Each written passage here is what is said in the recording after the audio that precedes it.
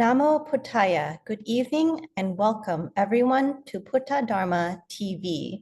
I am Shawnee Yanpanich here from Bangkok, Thailand. Our program begins today invoking the blessings of world peace. Here is a group of Sri Lankan Buddhist monks to bless the troubled world with a popular Buddhist chanting.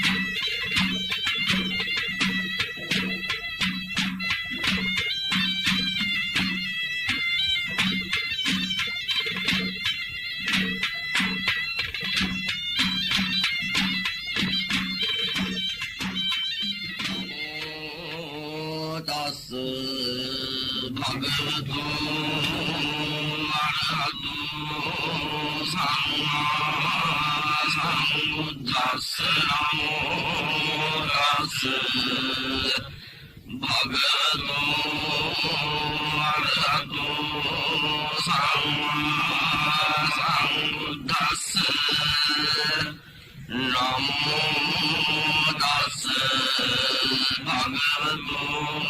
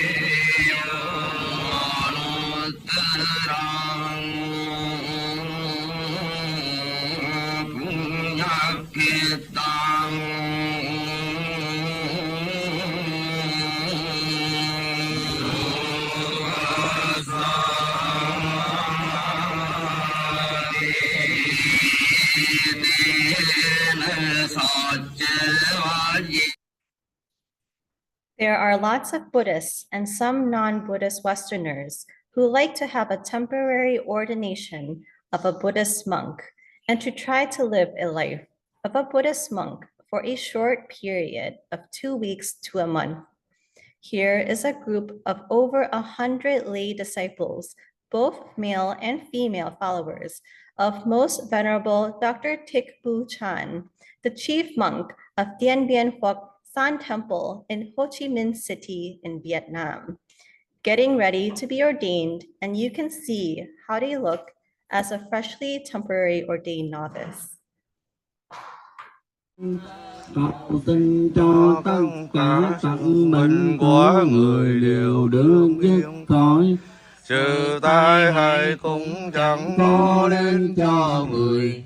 cầu xin cho người được sự an vui trường thọ. Cả bốn pháp chúc mừng đã sống lâu tháng đêm, an vui hân mạnh hằng đêm đến người. Là người đang yên mình lễ bái, cúng dường đến tam bảo, ta có lòng tôn kính các bằng tu hành tính. Như là bằng trì giới, là bằng trưởng lão, Tất cả phước cao hằng có đến người. Cầu xin chư thiên hộ trì đến người. Do nhờ oai đức của chư Phật, do nhờ oai đức của giáo pháp, do nhờ oai đức của chư tăng, các sự an lạc thường thường đến người.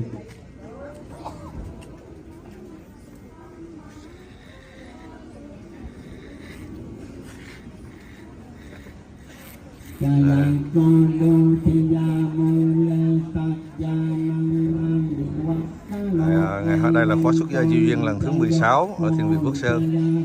Hôm nay là mùng 2 Tết. Sư nhận thấy hiện tại là đang một mái tóc rất là dài, bây giờ đang năng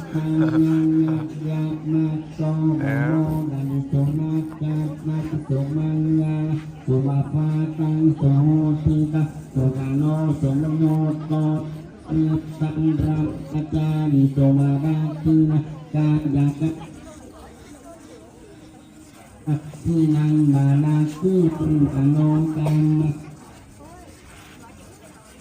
và các thức mà người ta co là phà ta ta bà đà thi nê.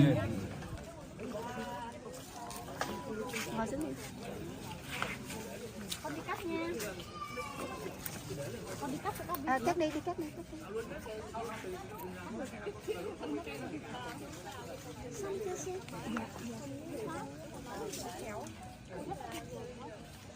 Cô có súng không? Cô thơm lên. Cái câu kia có đang gọi là dạ chờ chút xíu. Bây giờ các vị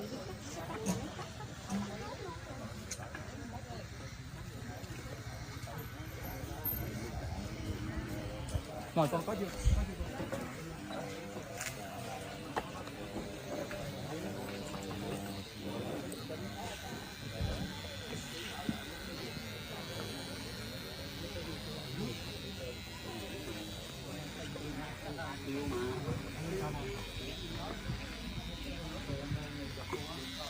Hôm nay là mùng 2 Tết.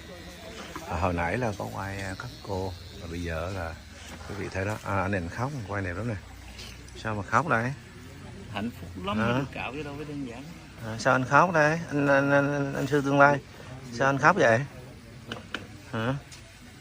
Thích lòng sư khóc hay là đau khóc hay là vì sao?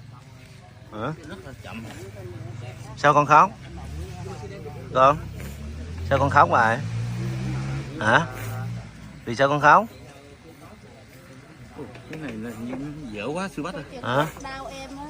Cái này mới toan à, mà sao nó không đi đây không biết. Vì sao con khóc con?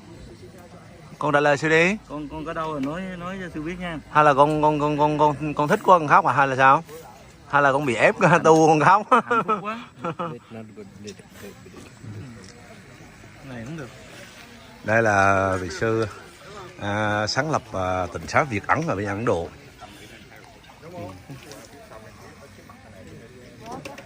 Đi thôi. Đấy.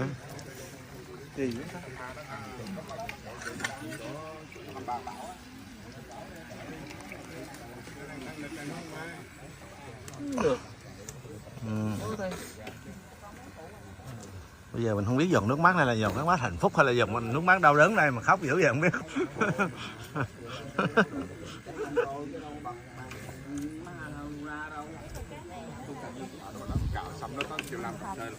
Ồ, làm này không được rồi.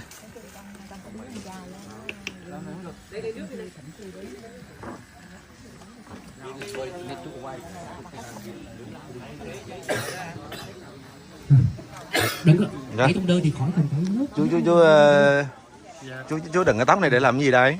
Dạ con xuống tóc. Vì nào mà chúng ta đã Nhưng mà cái tóc này con định làm gì? Thì chúng ta di chuyển qua văn phòng. Lấy lao bên này, bên kia này. Lại cái lấy, cái chỗ cái bàn đó, đây. Đây là ngài siêu lý qua văn phòng. Hòa thượng tiến sĩ. Sư Đen có ở đây không nào? Sư Đen di chuyển qua văn phòng để phát những cái bộ y, những cái vật dụng cho cái giấy tờ để chúng ta. Chú này chú chờ đợi ngài xuất gia lâu lắm rồi là mà tóc dài. Vì nào mà thiếu á là chúng ta mới nhận, còn vì nào không có, vì nào có rồi chúng ta không nhận nhé. Này đúng 4 rưỡi là chúng ta có mặt tại thiền đường Visakha để ban tổ chức hướng dẫn cho quý vị.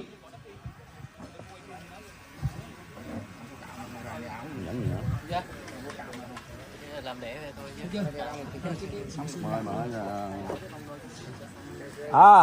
Chú lên khi nào? Dạ, chứ sao mà xuất gia thì ta để tóc dài dài tí cạo cho nó sướng chứ.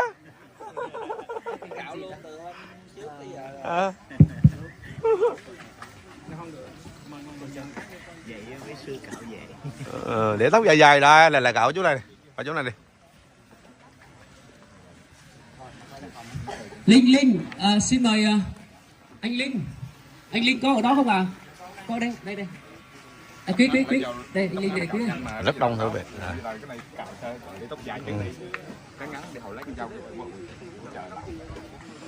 Bên này là giới tự nam, các ông sư tương lai. Không hướng dẫn được. Bây giờ là mới được hướng dẫn. Ngày mai hướng dẫn, chiều mai sẽ hướng dẫn. đấy.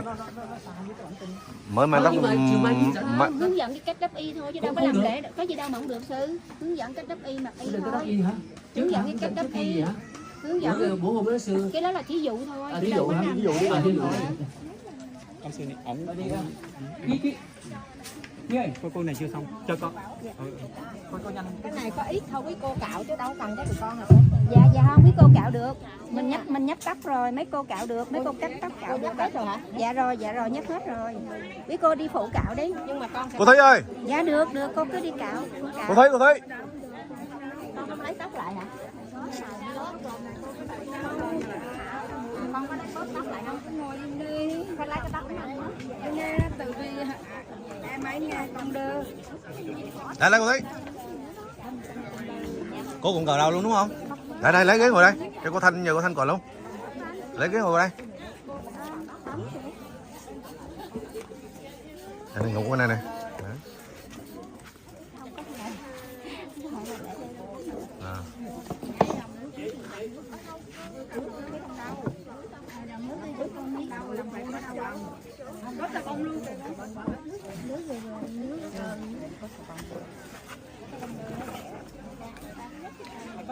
Đẩy đi, đẩy xong đôi cho.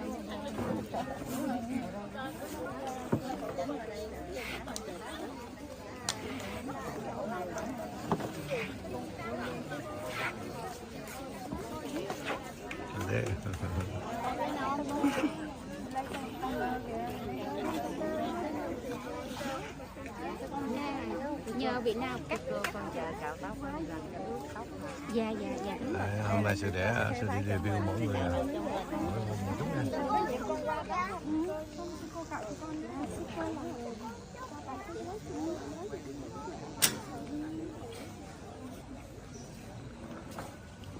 Không có pháo hả sư? Hả? Không có sư nước pháo hả? Không, chú Thắng ơi.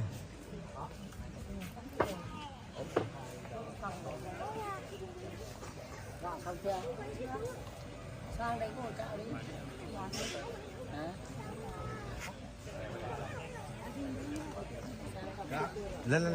để con chụp cái hình đó sư. Chụp đi.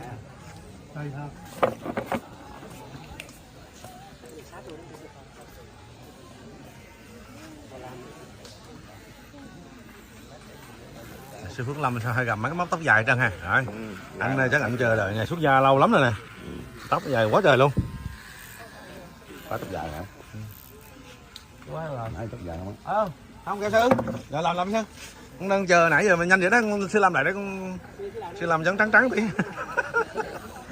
Lấy sữa bột lên cho trắng trắng dễ thương. Anh này là ảnh cũng trước khi anh làm chuẩn bị làm ông sư là anh đã chuẩn bị rất nhiều khóa thiền rồi. Vừa rồi học mấy khóa thiền được không? Dạ 90 khóa. Hả? 90 khóa. 90 khóa là 17, 90 khóa là 19 khóa đó. Không, 9 khóa hay là 10 khóa đúng không? Đấy. Sau khi giờ 9 khóa 10 khóa thiền là bây giờ quyết định xuất gia làm ông sư nè.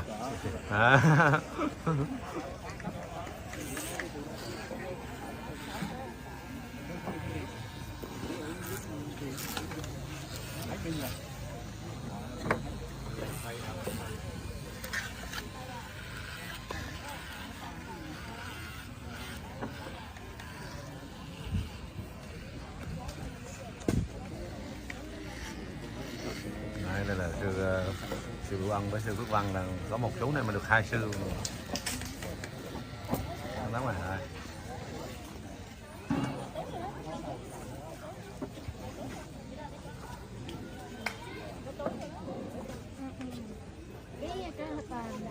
Cô ơi, cô Thúy ơi.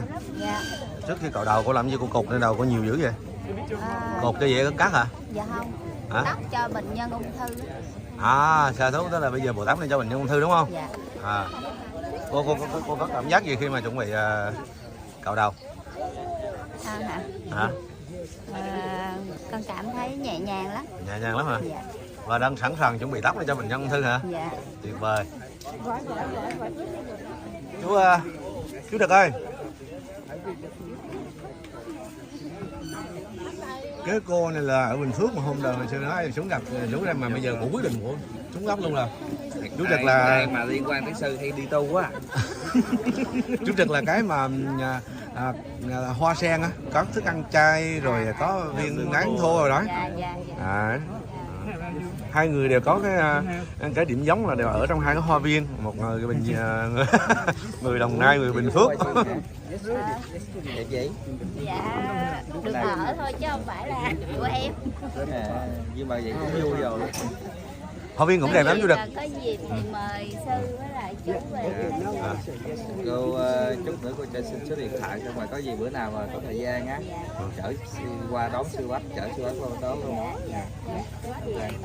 Cô đi đợt này bao nhiêu ngày? Dạ con đi Tháng luôn hả? Ngon vậy. không thắc mắc là 2 tuần rồi 08 Rồi. 39 Rồi. 22 Rồi. 88. Chú Trực cũng có em trai hôm nay xuất gia luôn nè. Biết đâu nó vài bữa hên nó giống siêu Bách. Đúng rồi. Đi thử cái Bách đi thiệt luôn. Đúng rồi. Em lưu tên gì? Dạ. Phước Tùy Duyên. Bây giờ lưu pháp danh đi, đúng không? Rồi khi nào xuống tóc là kêu sư nha. Dạ. Sư để sư quay.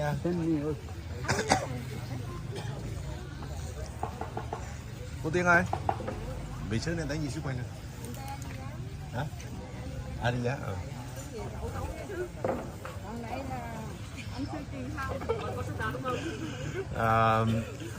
Đây là sư Bành Đê Adiya, người là sáng lập ra cái tịnh xá Việt Ấn ở bên Ấn Độ. Và hôm nay ngài về tham dự lễ thế pháp, và hôm nay là xuống tóc cho giới tử để đây là khóa xuất gia diệu duyên lần thứ 16 đó quý vị ạ. Chú này cũng rất có duyên đó nha.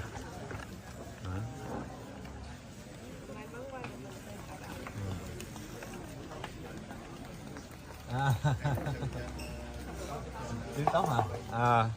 Rồi tiếng tóc sư mới đăng cái bài được lên xu hướng đó, gần 200.000 lượt xem rồi. Mới đăng á. Mới đăng hôm qua hay hôm kia gì đó.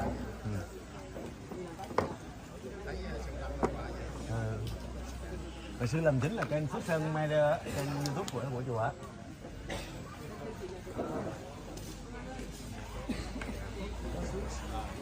Phước Sơn Media. Được, nhưng mà để cho mấy vị cào chứ không cào khó lắm. Hả?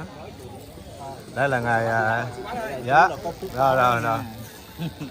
Ngài Sư Ba Lý, tiến sĩ, hòa thượng tiến sĩ đó nha. Nam mô Bổn Sư Thích Ca Mâu Ni Phật.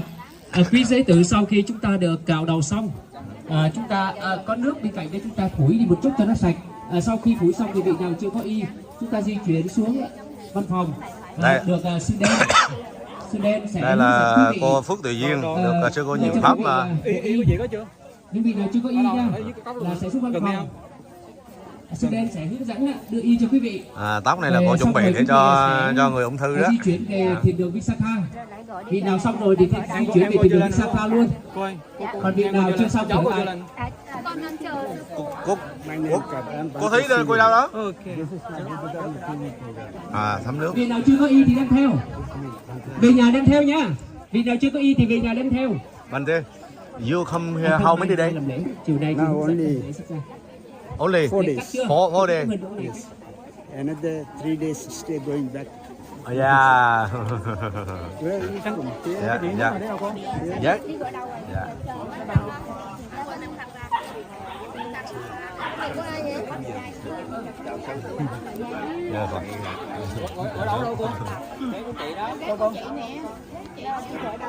Còn một số vị là chúng ta mà đã có y rồi. Vì nào mà chúng ta đã có y rồi mà đã hớt tóc xong thì quý vị xếp ghế lại giùm sư, lấy một cái chổi chúng ta quét lại, quét dọn tóc lại để cho nó sạch sẽ. Cô đó của nước ngoài không? Chị Thắng ơi. Chị Thắng. Vị nào mà đã hớt tóc xong, đã có y rồi, xin mời quý vị phát tâm là trồng cái ghế lại. Sư dặn lúc cạo đầu cái sư mà sao không kêu vậy? Dặn lúc cạo đầu cái sư mà sao không kêu? Chú Phúc Thắng vừa tham gia trong đội tuần tra mà vừa băng niên không, bây giờ vừa mới xuống tóc xong rồi chưa kịp quay này. Bây giờ chú đi đâu? Chú đâu vậy? Bây giờ con xuống dưới văn phòng để con nhận đồ, mặc nhận bát. Rồi ok, rồi đi nhận đi hả? Sao thấy cạo đầu sao thấy đâu rồi? Dạ. Ngày mai là thành ông sư rồi quý vị ạ. Đây nè, ngày mai là ông sư rồi. Bây giờ là nhận của nhận bác hả? Dạ. Rồi thì cứ nhận đi cái quay lại ha. Dạ.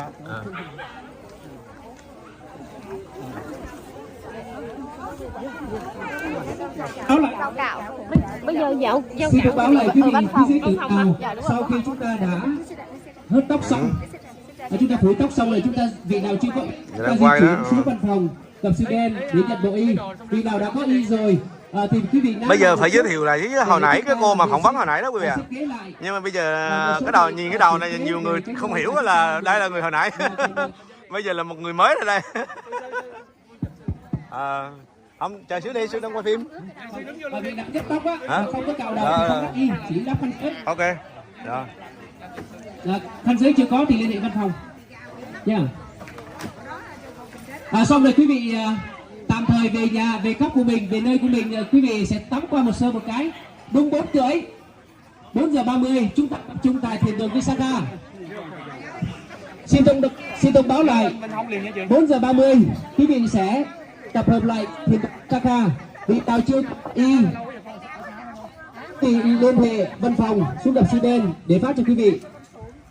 Đấy, bây giờ là mọi người sẽ nhìn không ra là cô Phước Tự Duyên hồi nãy mới phỏng vấn đấy. Được sư cô nhiệm pháp xuống tóc gần xong rồi. Thay mặt ban tổ chức chúng tôi xin thông báo rất nhiều người. Các vị giới tử, sau khi chúng ta làm lễ tế phát xong, những vị nào chưa có y, chúng ta di chuyển xuống văn phòng gặp sư đen. Sư kêu lên nữa chứ. Cái này Phước chỉ định. Sau khi chúng ta nhận đi rồi, y bát này chúng ta đi di chuyển về cái nơi ở của mình. Tắm sơ qua khoảng tầm 4:30 chúng ta tập trung tại thiền đường Visakha để ban tổ chức hướng dẫn cho những nghi thức chuẩn bị cho buổi lễ ngày mai. Nam mô Bổn Sư Thích Ca Mâu Ni Phật. Khóa này không có người đặc biệt giống như khóa trước à. Khóa trước có người đi vô chơi mà cạo đầu lộn, xuất gia lộn sư luôn. Ngồi coi á, bị đây nó cào luôn, lâm sư luôn. Trời ơi, xuống tóc cái nhìn đẹp rồi. Giống y như là tu từ đời nào. Cô Tự Nhiên ơi, nhìn qua đây tí đi. Đấy, đẹp liền. Đẹp lắm. Cô có biết cô đang được ai xuống tóc cho cô đó không? Hả? Cái cô mà đang cạo cho cô là cái cô mà dạy Bali cho cô học đó. À.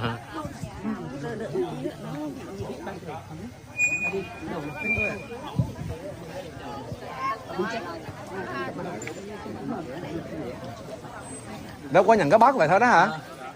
Không còn gì nữa hả? À. Dạ con, nhưng mà cấp tôi bắt con mua mấy vị cho con 2 cái rồi. Vậy thôi, vậy giờ về tắm đi. Dạ. Về khi nào là mặc y chứ mai chưa à? 4 giờ rưỡi đi qua bên kia học kinh. Qua trường qua bên Thì điều biết sao học kinh. Nhưng mà y là vẫn chưa sử dụng ngày mai chưa? Phải em đi qua bển cho kiểm có đầy đủ phụ tùng chưa thiếu cái gì là trải nghiệm thêm. Rồi bây giờ về tắm nữa. Ủa đâu? Nói chung là giờ về tắm cho má. Ok, về tắm bắt bạn đi. Đâu cho con mượn cái chìa khóa đi con về.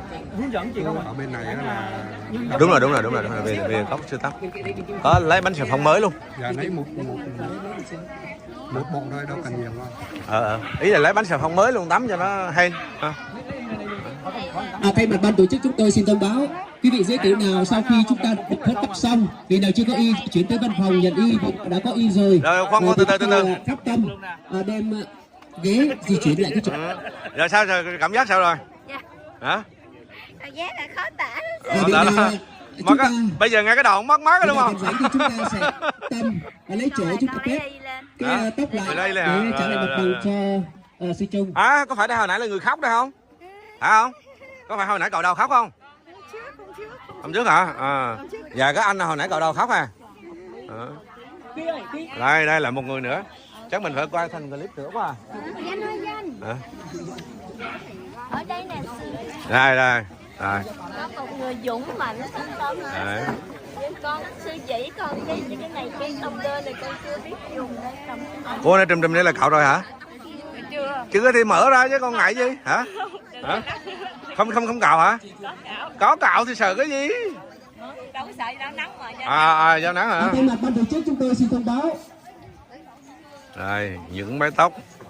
Vị nào mà chúng ta đã phủ tóc xong thì vị nào chưa có y chúng ta di chuyển xuống văn phòng nhận y từ sư đen. Vị nào đã có y rồi thì chúng ta phát tâm xếp ghế lại. Đây, sự ưu tiên quay các cô tại vì là các chú kia là mái tóc nó ngắn bình thường, còn các cô là để mái tóc cả đời, mà bây giờ là các cô đã hy sinh để mà xuống tóc. Có y rồi, vị nào có y thì thôi nha. Đi về tắm một cái 4 rưỡi chúng ta sẽ tập trung lại thuyền đường Visakha. Có. Xin thông báo lại sau khi chúng ta làm lễ tiếp pháp xong, vị nào đã chưa có y chúng ta di chuyển xuống văn phòng để nhận y. Vị nào đã có y rồi, một số vị thì chúng ta sẽ phát tâm xếp ghế, dọn vệ sinh cái nơi này để quét tóc lại, trả lại mặt bằng cho sư Phúc. Cô đi đâu đang cạo lại dở mà. Vị nào chưa có y thì chúng ta sẽ nhận y ở văn phòng. Xong rồi chúng ta về tắm rửa sơ qua lúc 4 giờ 30 chúng ta tập trung tại thuyền Visakha. Cô tên gì cô? Và quý vị lưu ý chúng ta sẽ đem theo y. Tiên hả? Y theo để sư hướng dẫn để chuẩn bị cho lễ ngày mai. Nam mô Bổn Sư Thích Ca Mâu Ni Phật. Lấy ra bộ y đem lên. Hả? Một bộ thôi chứ kia 2 bộ. Đem nó liền, đem ra liền đây.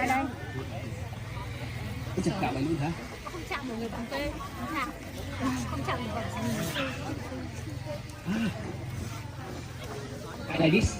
Yeah, India. 10 rupees. 10 rupees. Yeah, 10 rupees. Okay. Đây cái này nó không có kẹt tóc. Nó kẹt tóc có 10 ruby cũng tầm 3 ngàn mấy một cái. Sư mua cả 10 cả ngàn cái về mà sử dụng hết rồi.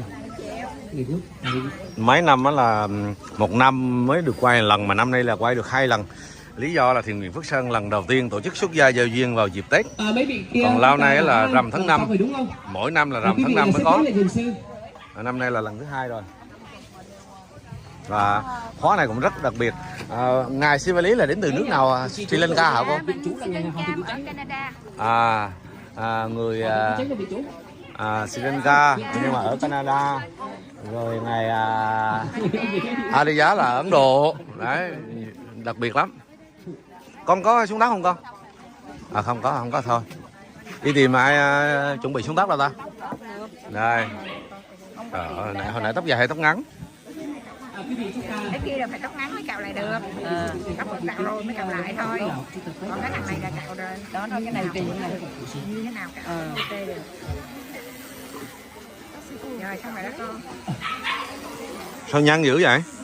Giới thiệu được xin thông báo vị nào mà chúng ta đã được phủ tóc xong quý vị sẽ có y thì chúng ta di chuyển tới văn phòng để nhận y. Vị nào đã có y rồi thì chúng ta di chuyển, chúng ta đi về phòng 6:30 để cũng tầm 4:30 chúng ta tập trung tại tỉnh đồn Osaka. Còn vì các vị sẽ những vị nào mà đã có y rồi chúng ta phát tâm cô nhớ là cho xe quay tí. Đấy. Hả? Mà tóc hồi nãy dài không? Có khóc hay sao? Cô này cổ cười chứ không có khóc.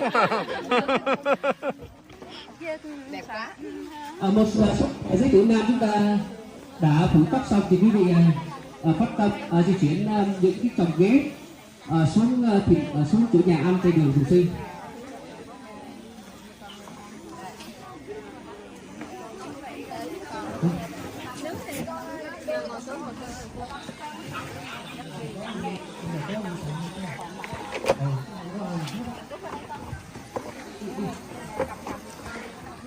Sao hồi nãy giờ sư đi quay miếng mà chưa gặp cô nào vừa cạo đầu vừa khóc hết trơn nha. Khóa trước khóc hết đời luôn mà khóa này không thấy khóc. Cô nhăn lên cô khóc rồi cho sư quay cái coi. Khóa 15 người ta khóc quá trời luôn, khóa này chưa thấy ai khóc ấy.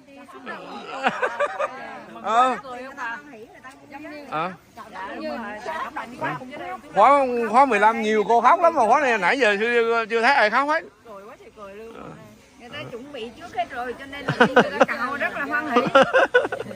Không biết con gái đâu nó thích đó.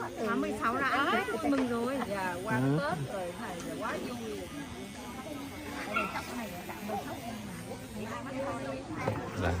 Có ai khóc không? Hả? Sao khóa 15 này, khóa này nó đặc biệt vậy ta? Khóa 15 là chưa đi quay phim gặp mấy cô vừa cạo vừa khóc. Bây giờ họ cạo họ cười luôn. Đó. Vui đó sư. Nay cạo bò tóc đời nguyện tất cả muôn xin mời sư Thúc Đạt. Sư Thúc Đạt có đây không ạ? 0909 nay 245 234. tóc đời nguyện tất cả muôn Đúng rồi. Không phải như là khó kết bạn với sư á. Cô nhắn cái tin cho sư để sư về sẽ kết bạn cho. Điện thoại con Tiên không? Điện thoại của con Tiên không? Nhắn cho sư sẽ kết bạn. Sư Bửu Thắng.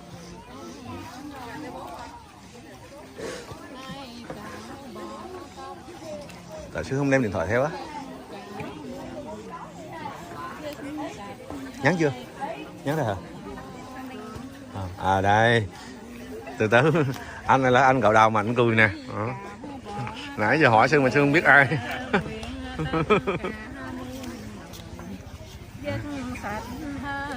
Khóc thiệt nè. Nãy giờ sư đi tìm nè.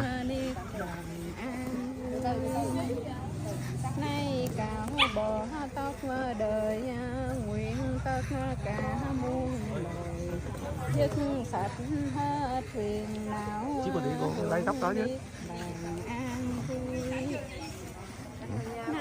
Hồi nãy giờ cứ dẫn nó tìm người khóc mà giờ thấy người ta khóc mình quay hồi hộp quá. Dứt sạch hết phiền não hướng niết bàn an vui. Nay cạo bỏ tóc đời nguyện tất cả muôn dứt sạch hết phiền não.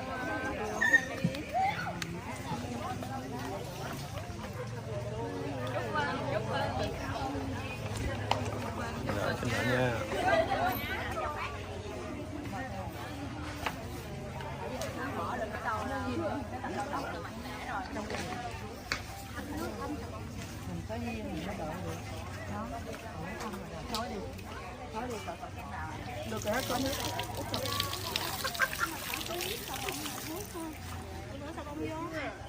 Xà bông vô.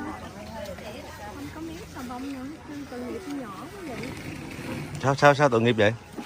Không có xà bông thầy. Không có xà bông hả? Dạ. Nhưng mà cổ không khóc. Không, tại con biết con làm nhẹ nhẹ mà. Cổ cười nữa chứ cổ không khóc. Đúng rồi. Cũng mừng lắm á.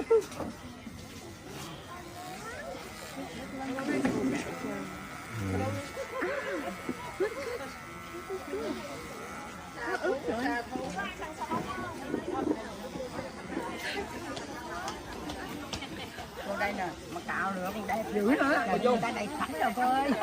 Chơi vụ nè, chơi vụ nè. Ngồi xuống cạo luôn đi con. Hả? Biết đâu cạo đẹp thiệt sao? À bây giờ mình thấy mái tóc bạc này để cho Thiên Ngân thì quay cô này cái. Nãy giờ thấy toàn trẻ không mà bây giờ nó có mái tóc bạc này.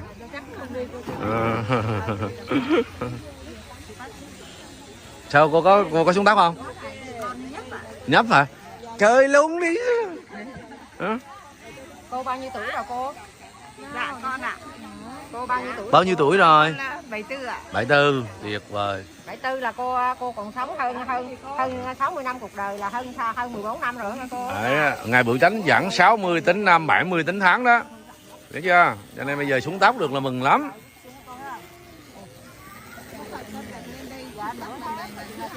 À. Thôi có đau không mà nó cúi gầm như vậy? Cúi để con cạo gáy. Cạo cái sao ạ? À. Cái này mà đau gì? Ủa cái đầu của bạn này sao cạo lỡ dở vậy? Cái mô đen này đẹp nè. Mô đen. Con pháp danh con là gì con? Dạ Thuận Hòa. Hả? Dạ Thuận Hòa. Thuận Hòa hả? Dạ.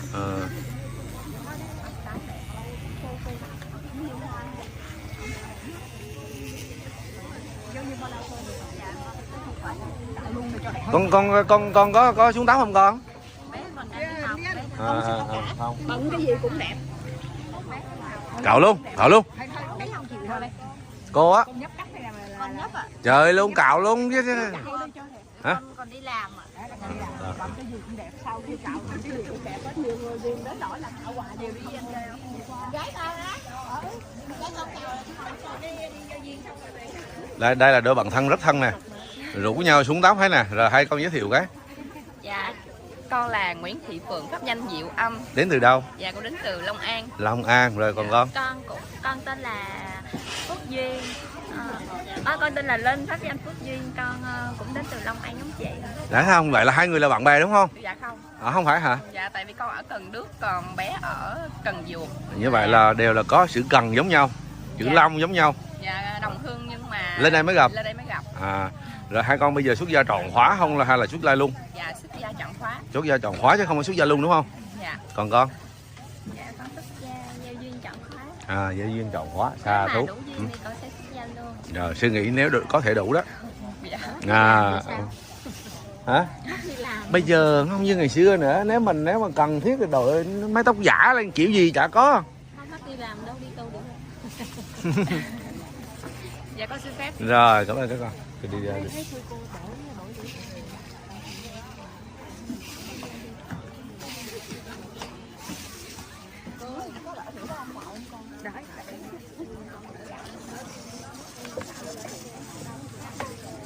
Sao nhấp kéo giờ, nhấp chưa? Nhấp cái nữa chứ sư qua cái, nhấp cái nữa đi. Nhấp cái nữa đi. À, nhấp cái nửa đầu luôn.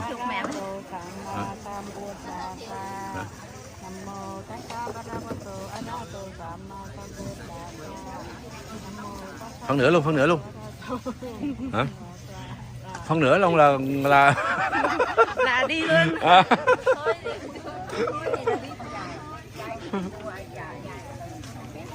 À.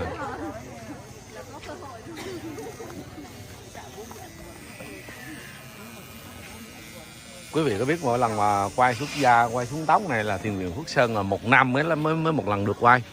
Tại vì là rằm tháng 5 mới có. Đấy. Cứ mỗi khóa là rằm tháng 5 tổ chức. Đúng rồi. Đây là lần đầu tiên tổ chức vào dịp Tết.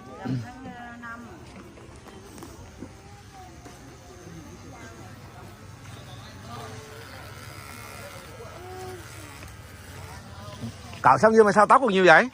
Nó sẽ ra cạo chút xíu cạo lại. Con từ pháp danh bữa trước sư quay này pháp danh con là gì? Dạ Minh Huệ. Minh Huệ. Rồi bây giờ xuất gia luôn hay là xuất gia giao duyên? Dạ con xuất gia giao duyên. Sao mạnh dạn nó tùy duyên hợp duyên đi luôn. Đấy. Hả? Giao duyên trọng khóa đúng không? Dạ. Rồi, xa thú. Rồi quay người này nữa thôi nè. Cô là pháp danh là gì cô? Dạ Phước Đức ạ. Phước Đức. Quê ở đâu? Dạ con ở Bình Định. Bình Định. Con gái Bình Định đánh roi đi quyền, bây giờ vô cạo đầu đi tu luôn nè. Đi tròn khóa luôn đúng không? Dạ. Ừ. Ừ. Ừ. Cô là cùng quê với ngài hòa thượng trụ trì đó. Dạ.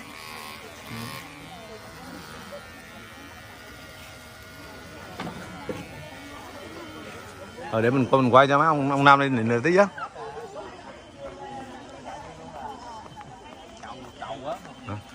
Hai sư cạo đầu người ta sao hai sư vui dữ vậy, hai sư cười dữ vậy? Hả? Có được huynh đệ mới. Sao đạo hữu này giống ông Phước Chí Minh ta? Đạo hữu này giống dê á. Giống ông Phước Chí Minh đúng không? Hả? Nhìn trang như xa hữu. Sư thiện tu, thiện tư. Ông sư là sư gì sư? Chưa sư. Không, đang hỏi sư á. Đang qua sư mà. Đừng hỏi sư mà. Sư á, pháp danh sư là gì á? Em Phước Trí á. À, sư Phước Trí. Con Đạo hữu. chú là pháp danh gì? Chú Hiền. Hả? Chú Hiền. Ngày mai là sẽ là ông sư. Đây quý vị này, ngày mai này sẽ ông sư này mặc y vô đẹp trai lắm này. Đấy. Sư ở đầu xa mà sư thấy sư cười là sư biết rồi. Đấy. Sư cho con cái hồi nãy đi. Hồi nãy mới đưa cho ông Vũ rồi. Đâu? Chú pháp danh là gì chú? Con chưa có pháp danh. Chưa có pháp danh. Chú ở đâu? Quê ở đâu? Con quê Long An. Ủa sao hôm nay sư gặp nhiều người Long An ghê ta? Rồi chú xuất gia duyên trọng khóa đúng không? Dạ đúng là lần đầu tiên. Rồi làm sao chú biết Phước Sơn mà vô đây chú xuất gia duyên đây? Dạ con tìm trên mạng. Tìm trên mạng. Tuyệt vời. Rồi cảm ơn chú. Trên mạng mà tìm ở đâu chứ? Ồ tóc này. Tóc này để cho người ung thư á. Tóc Nữ hả? Tóc này nam ngắn quá bỏ hả?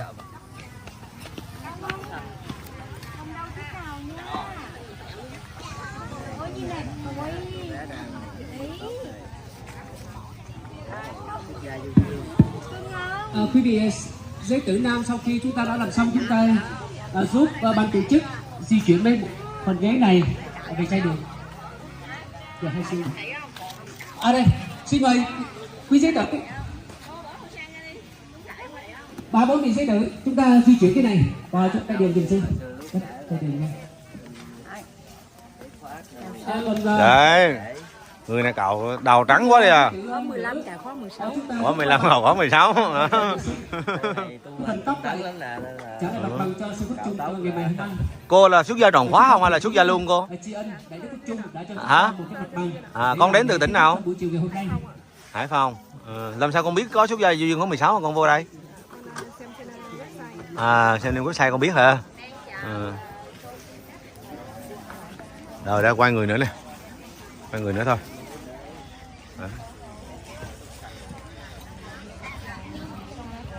Đây là khóa xuất gia giao duyên lần thứ 16. Và hôm nay là mùng 2 Tết. Và hôm nay là lễ thế phát xong. Thì mai ngày mùng 3 là chính thức làm lễ xuất gia giao duyên khóa thứ 16. Và thiền viện Phước Sơn là tối ngày mai cũng là khai mạc cái khóa trùng trùng tâm tạng luôn quý vị ạ. Và hiện tại dưới thiền viện quốc tế thì đang có khóa thiền 10 ngày. Rất nhiều khóa tu học, khóa xuất gia, khóa trùng trùng tâm tạng được liên tục tổ chức ở thiền viện Phước Sơn.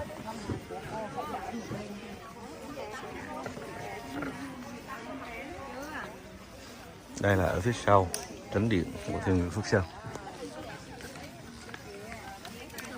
Chào. Cái máy nó không quá. Ủa anh đi cạo đầu luôn hả? Hả? Cô Tuệ này chuyên đi dụng nít từ nãy giờ thấy cô không coi. Hồi nãy hắn đâu có đồng ý đâu. Hả? Khát không? Có khát không? Ngược nắng quá hả? Các vị giới tính nam, sau khi quý vị đã hết tóc xong, quý vị hỗ trợ ban tổ chức di chuyển. Con gái hay con trai vậy? Về chai đường, cũng giống như di chuyển 2 bộ loa về chai đường dùng cho ban tổ chức. Nói thật với cạo đầu không biết con gái hay con trai, con nít khó phân biệt quá.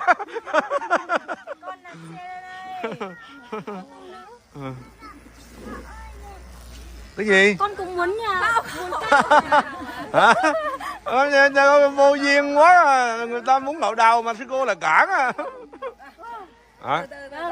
Em bé này muốn cạo đầu mà sư cô cản là sư cô làm sai pháp rồi nè. Hả? Em bé này muốn đòi cạo đầu hả? Em bé thấy cạo đầu đòi cạo đầu kìa.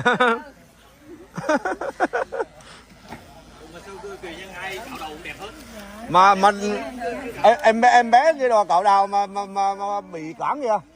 Đó, đang xin cạo đầu kìa. Lâu lắm rồi đấy. Ở tại chùa lâu lắm rồi mà mẹ cản kìa. Đó.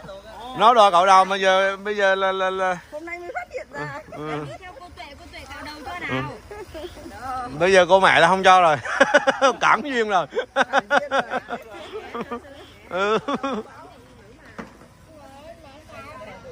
Con mẹ con cũng mới sinh ra. Thế nào là em bé. Ủa là con của cô đó hả? Hai đứa luôn hả? Dạ một đứa đây. Một đứa này hả? Cạo đầu luôn hả? Hai mẹ con rủ nhau cạo đầu luôn hả? Hay chưa? Con có biết cạo đầu làm gì không con? Con cạo đầu làm gì? Con cạo đầu làm gì đây?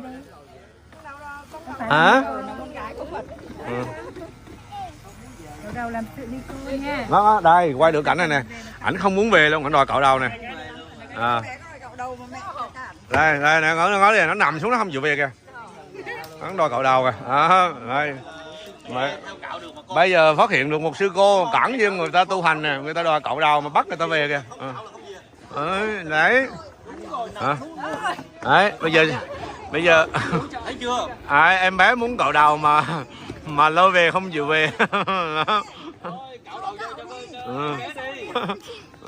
Đó, bạn cũng cạo được kìa. Cho cạo đi, cạo đi.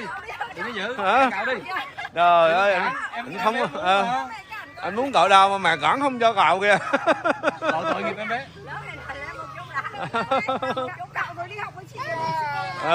Khóc luôn.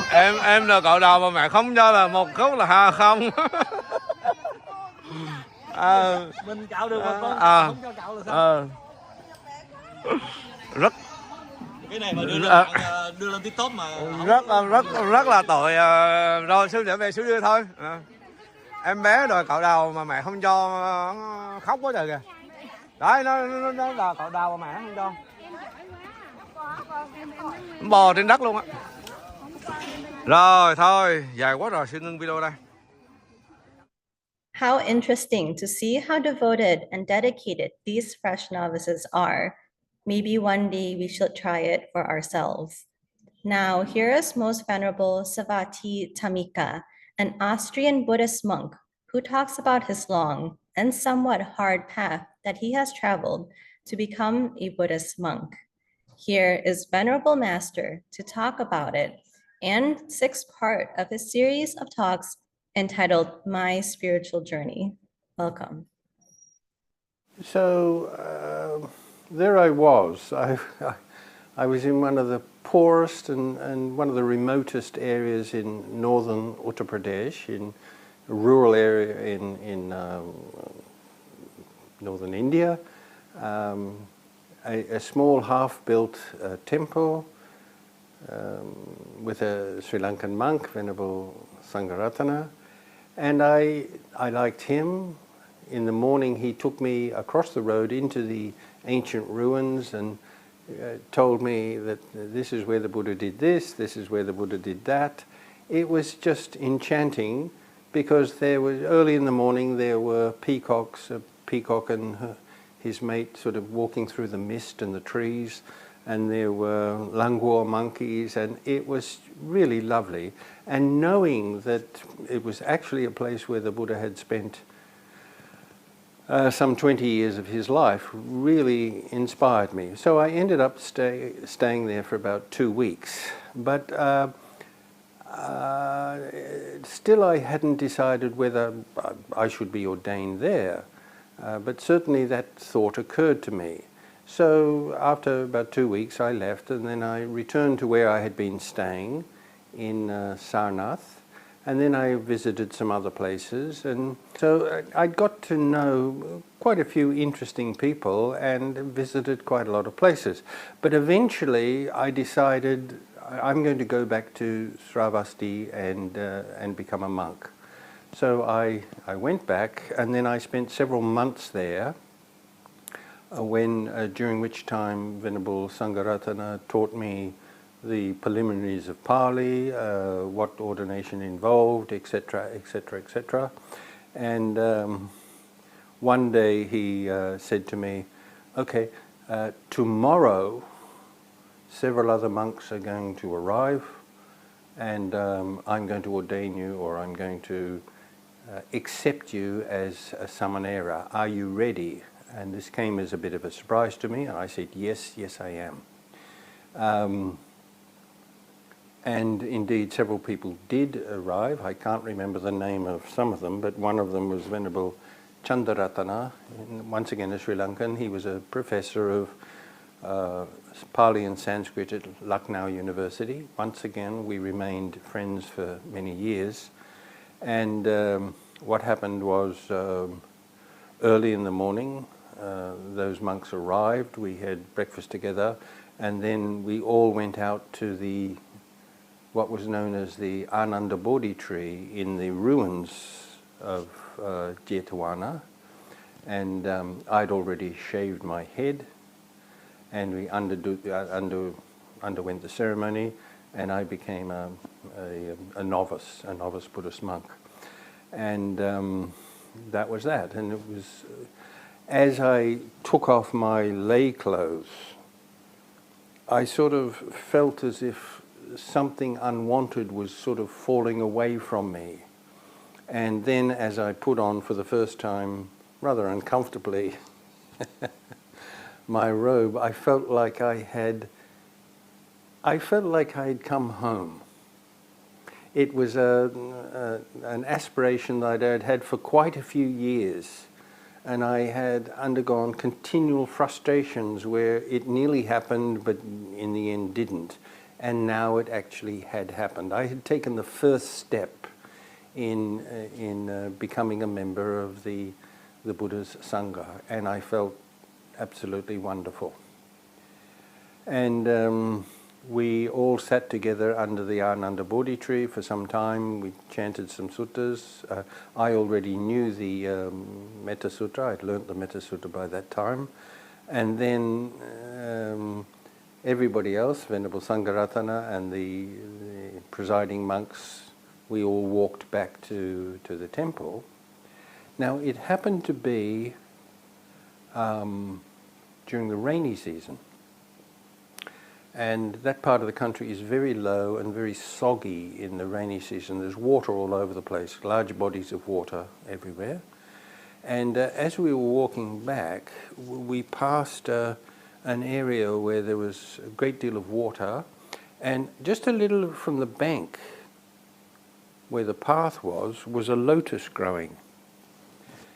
And I'd seen lotuses before, but only from a distance, out in the middle of the pond or over there. And this was the first one I'd seen close up.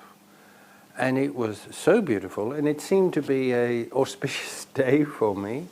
So I decided I'm going to get that lotus.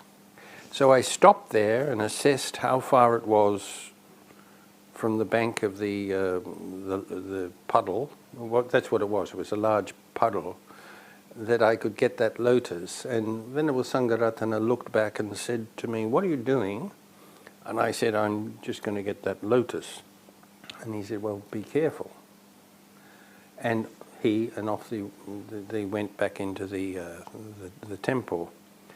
And so I I calculated that if I put my foot here and the second foot there, I'd be able to reach it. Seemed easy enough. I put my foot there and I sunk almost up to my chest in mud.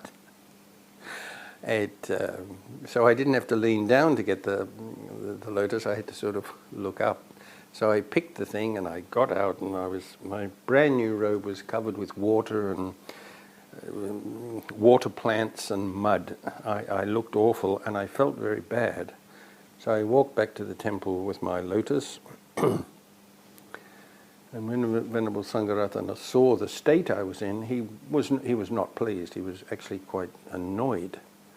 And then he gave me my first lesson as a monk. And he said, "Why did you have to pick that flower? Now that you've picked it, now that you possess it, in an hour or two it's going to be limp and die. If you'd have left it where it was, you could have enjoyed it tomorrow and the next day, and other people walking past could have enjoyed it too. But because you wanted to own it, you have in a sense destroyed it. Now go and clean yourselves up and etc." And I felt really very bad. But that was my first lesson as a Buddhist monk, as a novice. Jataka stories are the recollection and stories of a very few previous existence of the Buddha, who was then known as a Bodhisattva. Bodhisattva means one who is striving hard to serve all beings selflessly.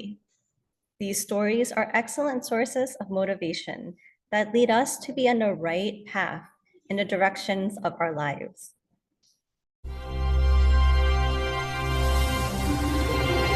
กุณาและชาดกว่าด้วยนางนกดูว่าว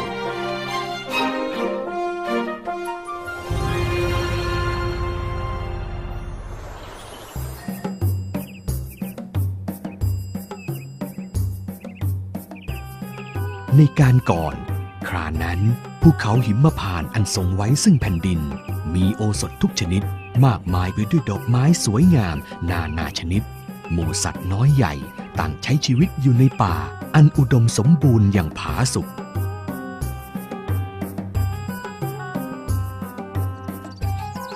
ในครั้งนั้นมีนกดูว่าวชื่อว่ากุณาละอยู่ตัวหนึ่งเป็นนกที่มีปีกและขนงดงามยิ่งนักนกดูว่าวกุณาละนั้นมีนางนกดูว่าวที่คอยเป็นบริวารอยู่ถึง 3,500 ตัว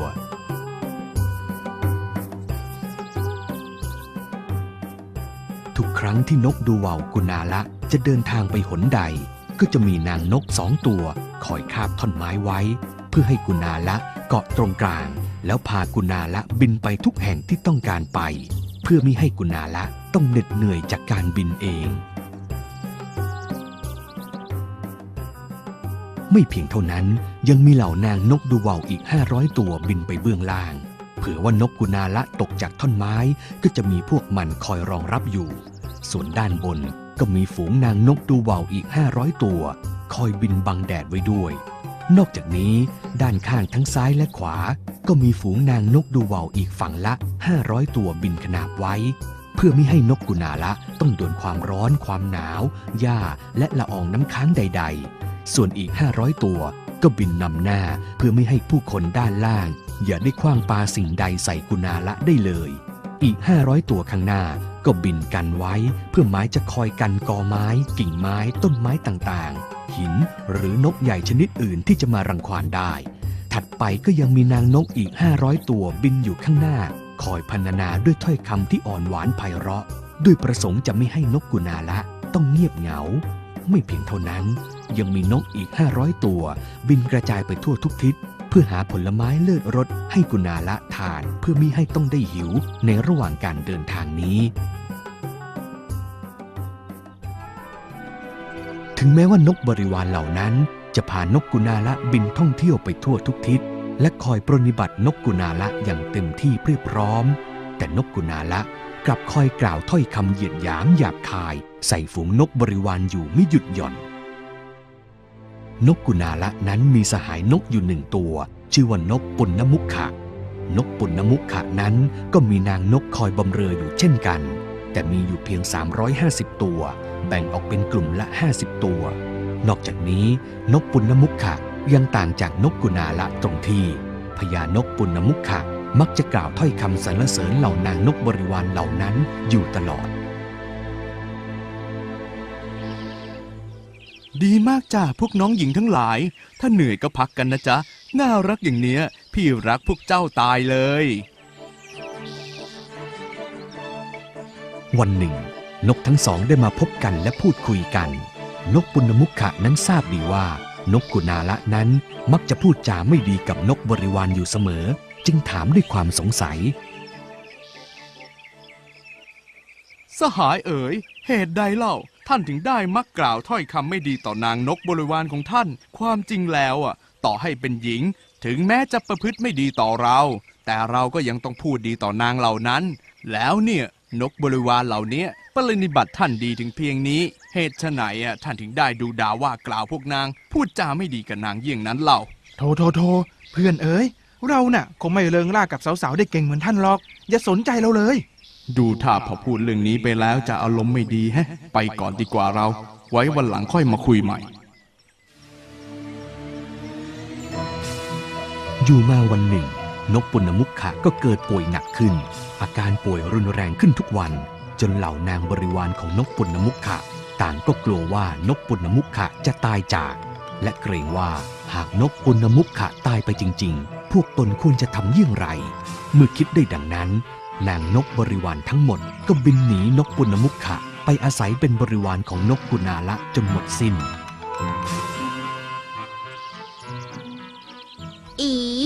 เอาแต่ไอ้ข้อแค่อย่างเงี้ยจะรอดไหมเนี่ยไปดีกว่าเราเดี๋ยวติดโรคละซวยเลยรอด้วยข้าไปด้วยไปอยู่กับนกกุณาละดีกว่าข้าน่ะไม่เอาด้วยแล้วฝ่ายนกกุณาละเมื่อเห็นฝูงนกบริวารของนกปุณณมุขะบินมาหาตนกันเป็นจำนวนมากก็ถามนกบริวารเหล่านั้นด้วยถ้อยคำหยาบคายว่านี่อีพวกนกถอยทั้งหลายพวกเอ็งบินมาหาข้าทำไมเนี่ยทำไมไม่ไปเฝ้าผัวของพวกเอ็งล่ะไอ้นกสถุนคือว่าท่านนกปุณณมุขะของเราน่ะเอาแต่ป่วยไอ้กระสอบกระแสะจะตายวันตายพรุ่งก็ไม่รู้พวกข้าจะอยู่ไปทำไมสู้บินมาหาท่านนี้ดีกว่าหรือท่านกุณาละใช่ท่านไม่สนรับพวกเราเป็นบริวารเพิ่มหรือท่านกุณาละดูสิพวกเราสวยใสเช้งกระเดะออกขนาดเนี้ยชอบไหมเมื่อได้ฟังดังนั้นนกกุณาละก็แสดงอาการฉุนเฉียวเกรี้ยวกราดดุด่าบรรดานกบริวารของนกปุณณมุขะด้วยถ้อยคำหยาบคายต่างๆนานาน้อยอีพวกทอยพวกมึงนี่จริงๆเลยนะพอผัวมึงเจ็บป่วยเนี่ยแทนที่พวกมึงจะอยู่ดูแลนี่กลับมาหาผัวใหม่อีพวกชั่วอีพวกจันไรไปไกลๆหน้ากูเดี๋ยวนี้นะอีพวกไพร่หลังจากดุด่าบรรดานกบริวารของนกปุณณมุขะแล้วนกกุณาละจึงทราบว่านกปุณณมุขะนั้นป่วยหนักจึงรีบบินมาเยี่ยมสหายพร้อมอยู่ดูแลป้อนอาหารป้อนยาจนอาการของนกปุณณมุขะทุเลาขึ้นเป็นไงบ้างสหายเรายาที่กินน่ะทำให้อาการท่านทุเลาขึ้นไหมขอบคุณท่านมากนะท่านกุณาละถ้าไม่ได้ท่านช่วยไว้ข้าคงไม่รอดแน่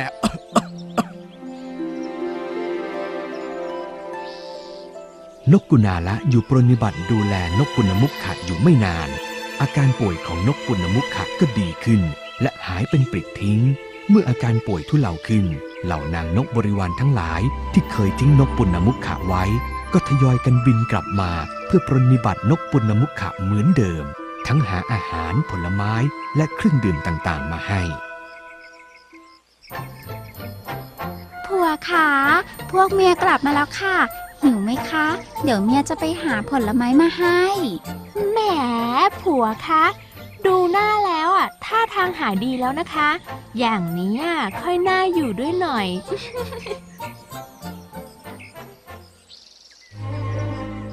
เมื่อเห็นว่านกบริวารของนกปุณณมุขะต่างบินกลับมาเพื่อจะมาปรนนิบัตินกปุณณมุขะเหมือนเดิมแล้วนกกุณาละ จึงถือโอกาสนี้บอกลาเพื่อนรักเพื่อจะกลับไปยังรังของตนบัดนี้บรรดานกบริวารของท่านก็บินกลับมากันหมดแล้วอาการของท่านก็ดีขึ้นตามลำดับเราคงไม่ต้องอยู่ดูแลท่านแล้วกระมังให้พวกนางคอยปรนนิบัติดูแลท่านไปตามเดิมก็แล้วกันเพื่อนเอ๋ยไม่ละสหายเราไม่ต้องการอีนกชั่วพวกนี้เป็นบริวารอีกต่อไปแล้วยามเราป่วยไม่เห็นมีพวกมันสักตัวที่จะอยู่ดูแลเราจะไม่อยู่กับพวกมันอีกต่อไปแล้วเอาละในเมื่อท่านคิดได้ดังนี้แล้วเราก็ควรจะกล่าวเรื่องความชั่วของหญิงให้ท่านได้ฟังไว้เพื่อให้ท่านระวังตัวว่าแล้วนกกุณาละก็พานกปุณมุขะไปยังพื้นมโนศิลาข้างเขาหิมพานต์ก่อนจะเริ่มแสดงธรรมด้วยพุทธลีลาที่พื้นมโนศิลาให้นกปุณมุขะฟัง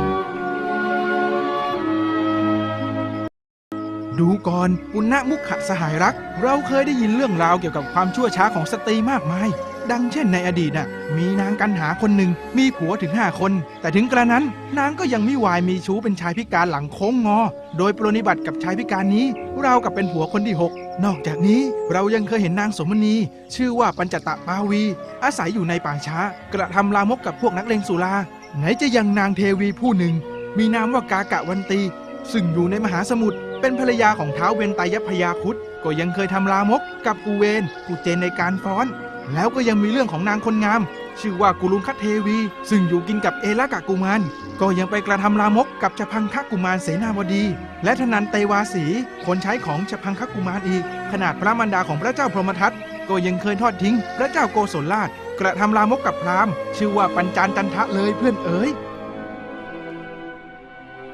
จากนั้นนกกุณาละจึงย้อนอดีตเล่าเรื่องราวในยุคสมัยที่พระเจ้าพรหมทัตเสด็จไปตีแคว้นกาลีของพระเจ้าโกศลให้ฟัง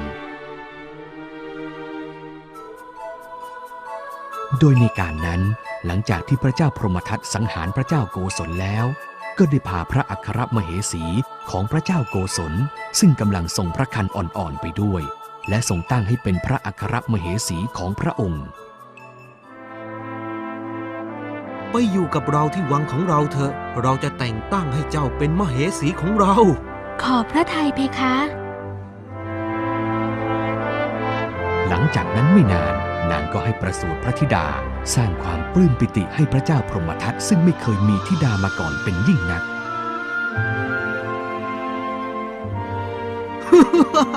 ช่างน่ายินดีจริงๆในที่สุดเราก็มีธิดาคนแรกแล้วน่ารักเสียจริงๆเลยลูกพ่อเอาล่ะเราจะตั้งชื่อลูกของเราคนนี้ว่ากันหาพร้อมกับจะประทานพรให้ด้วยไม่ว่าลูกของเราคนนี้จะต้องการอะไรเราจะหาให้ดังสมปรารถนา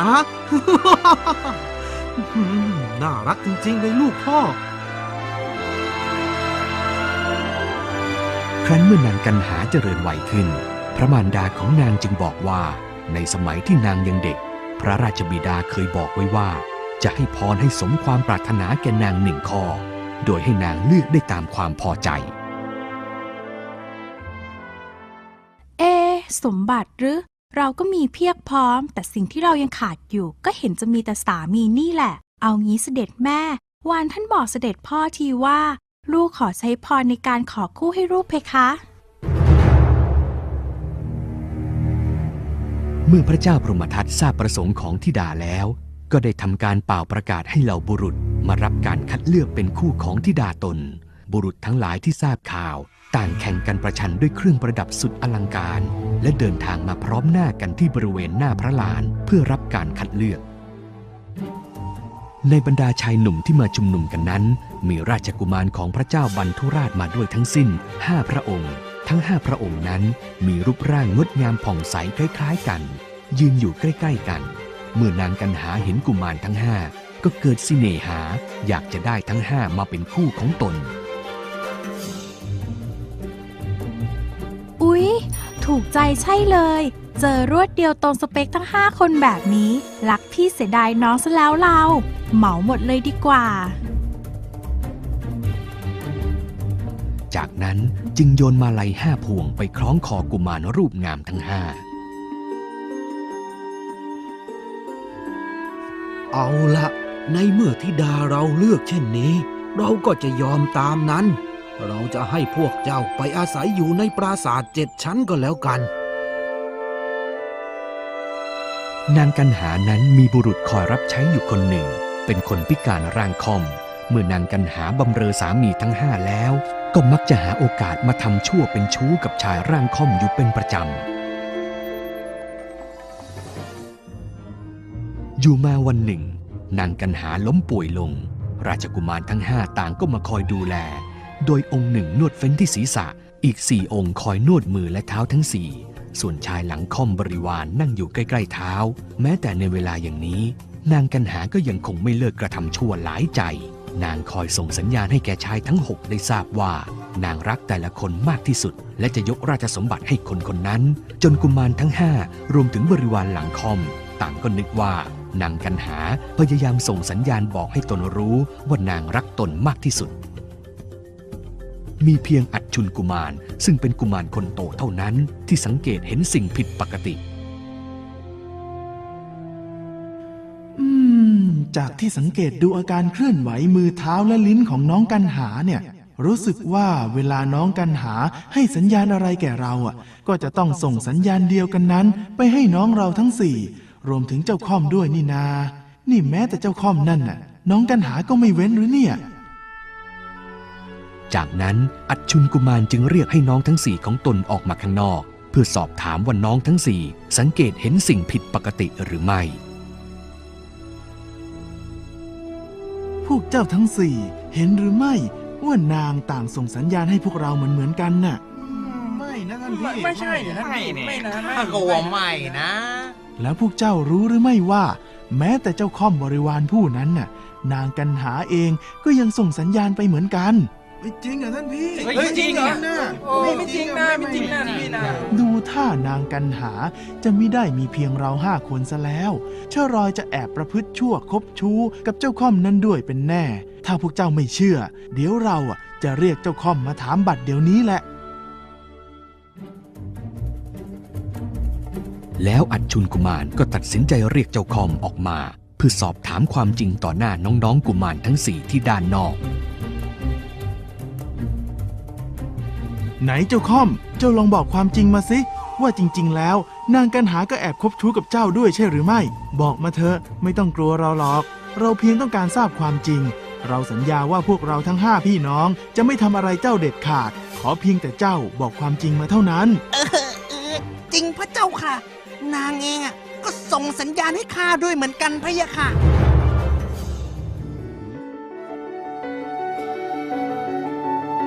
จากนั้นราชกุมารทั้ง5ก็ตัดสินใจว่าจะละจากการเป็นคฤหัสถ์แล้วมุ่งหน้าเข้าสู่ป่าหิมพานต์ถือเพศบรรพชากระทำกสิณบริกรรมไปจนสิ้นอายุไขและในการต่อมาอัจฉุนกุมารผู้นั้นก็เกิดเป็นพญานกกุณาละนี้เอง People have shown much interest in studying early Buddhist history. We therefore post a series of talks on this topic by Most Venerable Ajahn Punattamo, who is an expert on the topic. Here is Venerable Ajahn Punattamo to present his third part of his talk.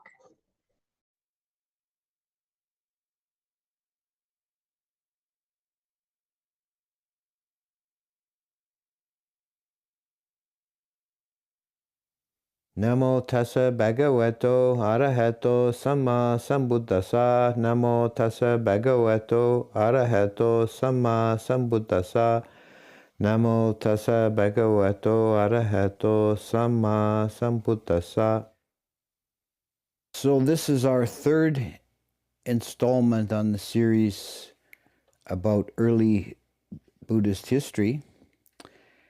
In the last talk, I spoke about the first and second councils, which were very formative events in early Buddhism. And the first council establishing the canon, and the second council representing the first division or split in Buddhism, the split between the Sthaviravada and the Mahasamgikas. And in the subsequent centuries, both of these main schools tended to proliferate further, and even before the arising of Mahayana, there were traditionally said to be 18 separate schools of Buddhism in India, but this number is really an underestimate. We can find at least 25 or 30 names of schools. Now, this whole area of discussion is very uncertain, and there's a lot of scholarly debate around the details. Nothing is, or very little, is really known for certain about any of it. One of the problems is the paucity of our sources. Out of these original schools, the only one surviving today is the Theravada. And as we'll see in the subsequent talks, the history of the Theravada is not so simple as to say it's simply the original root stock. But we'll leave that aside for the moment. The only complete or close to complete canon we have for any of these schools are two, the Theravada and the Sarvastivada. We have only fragments of the other schools. And in many cases, we only know them from the words of their adversaries. Two of our main sources for the doctrines of the different schools are the Theravadan text Katawatu, which is the last book of the Abhidhamma, added at the time of the Third Council under King Asoka. And this book is like a debate manual, bringing up the various points of doctrine that are raised by schools outside of Theravada, and giving sample debates of how a monk could refute these doctrines. A similar source from the Sarvastivada side is the Vibhasa, which is in part of the Vibhasa has a similar sort of theme to the Katawatu, in that it deals with the doctrines of schools differing from the Sarvastivada. So a lot of our information about all the rest of the schools comes from these two sources. So we only know about them from their adversaries, so to speak. Another issue is we have to understand what is meant in this context, in the context of Buddhist history, by a school. It's not exactly the same thing as in Christianity, say, where we talk about all the different denominations of Protestantism that are clearly defined separate communities. There's a lot of, in the Buddhist schools, they weren't always even adversaries to each other. Chinese pilgrims who traveled in India later would often report that there would be monasteries with monks mixed of different schools of thought, holding a common community but having separate teachings. Part of what's going on here is that there is a separate transmission of Dhamma and Vinaya.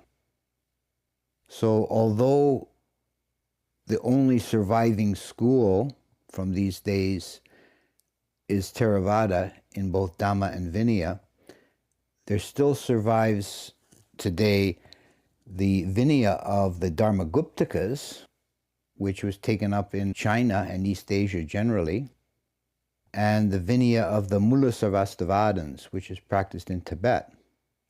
So even though in both cases, they've developed Mahayana or Vajrayana doctrines and established different schools of doctrine, they're holding to the original Vinaya transmission out of India from these original schools.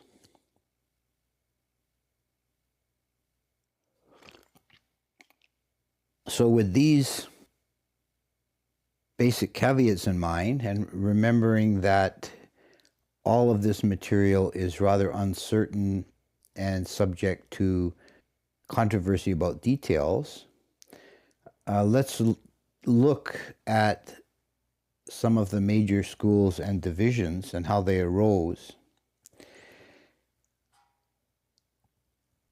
As we talked about in the last installment, the first split was between the Sthaviravada, and that name is simply the Sanskrit version of Theravada. It's the school of the elders, and the Mahasamgika, which is the big group or the majority group. This is what the name means.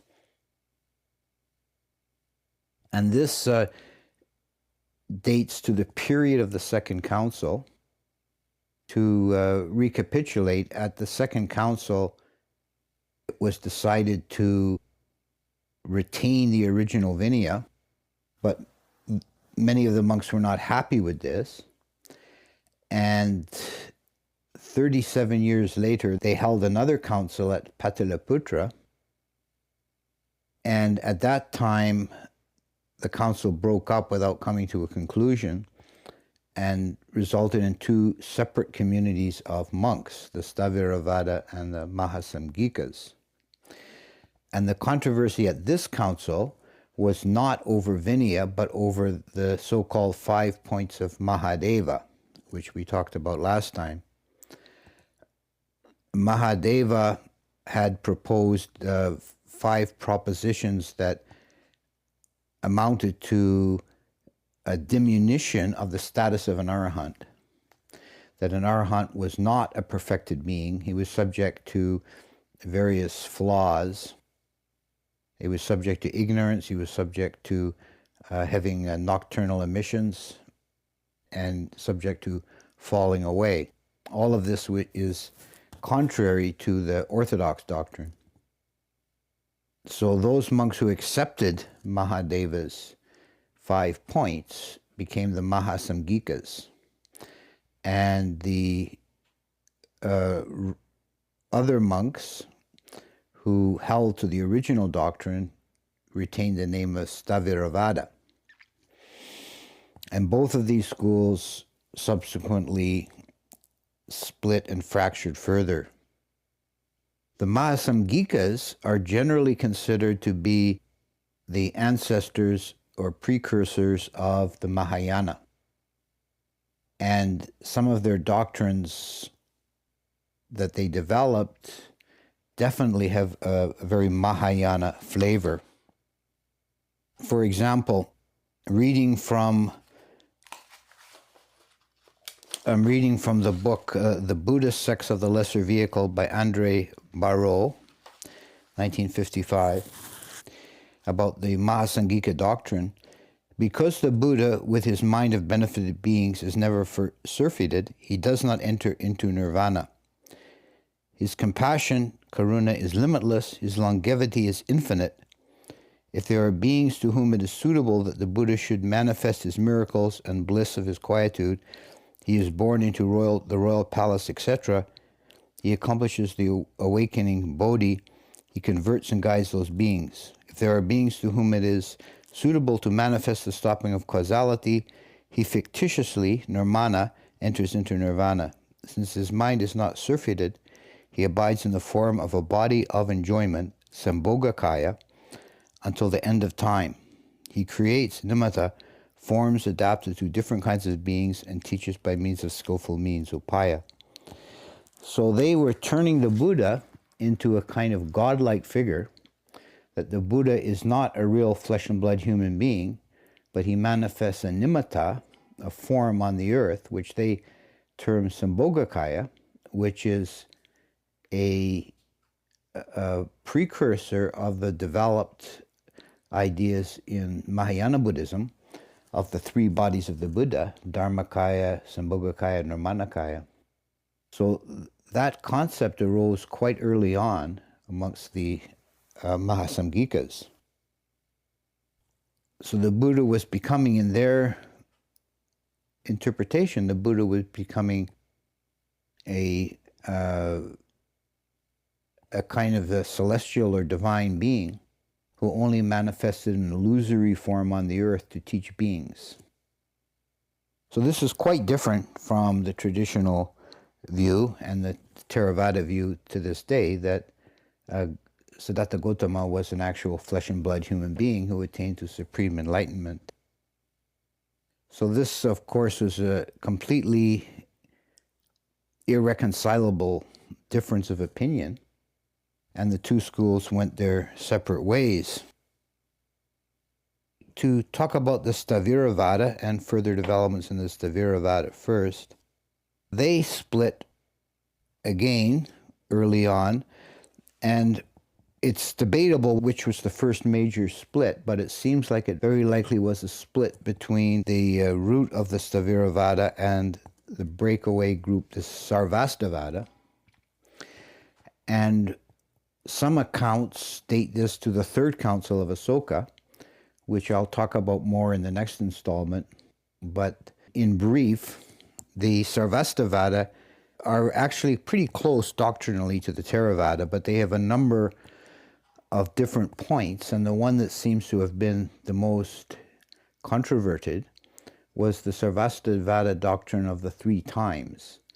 The name Sarvastivada means all exists, and they held a theory that past, present, and future all have an equal ontological status. They all exist, and it's only our perception or our consciousness that perceives the present moment, but the three times are actually all existent. This was denied by Sthaviravada, who held, as the Theravada do to this day, that only the present moment is actually real. Past and the future are have either not come into being or have ceased to be. And a thought of the past, for example, a memory, is not a perception of any real thing, but just that an image generated in the mind.